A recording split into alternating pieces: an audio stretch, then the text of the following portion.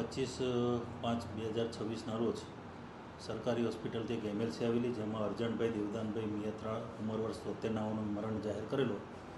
જે બાબતે પોલીસે આ મૃત્યુમાં કંઈ શંકા હોય એની શંકા ઉપજાવી પરિવારજનોની પૂછપરછ કરતા અંતે ઘણી પૂછપરછ બાદ તેમના જ પુત્ર મોહિત રમેશભાઈ મિયાત્રાણાઓએ હત્યા કરેલાની કબૂલાત કરેલી.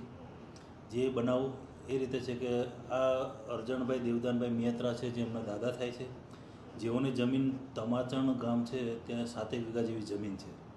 એ જમીનમાં એમનો આ પુત્ર જે છે મોહિત, એને એવું કીધું કે દાદા મને થોડી વાવવા આપો, ને વાવવા માટે આપેલી. તે દરમિયાન કીધેલું કે મને પૈસાની જરૂર છે, થોડા પૈસા આપો.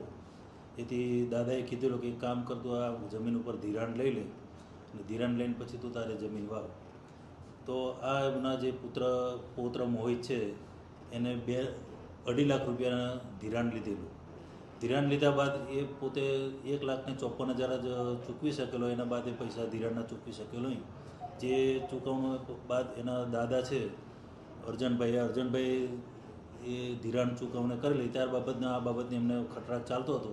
એ બાબતનું મનદુખ રાખી અને 25 તારીખના રોજ આ બે વચ્ચે ઝઘડો થતા આ મોહિતભાઈ છે એ એમના ઘરે જઈ અને ઝઘડો કરી અને બોથર પદાર્થમાં એમને પાવર બ્લોક આવે પથ્થરનો, એ પથ્થરનો બ્લોક તથા લોખંડનું ટેબલ છે જે માથાના ભાગે મારી અને જેઓનું મૃત્યુ નિપજાવેલું છે. અને જેઓની હાલ ધરપકડ કરવામાં આવેલી છે અને હાલ તપાસ ચાલુ છે અને રિમાન્ડ લેવાની કાર્યવાહી ચાલુમાં છે.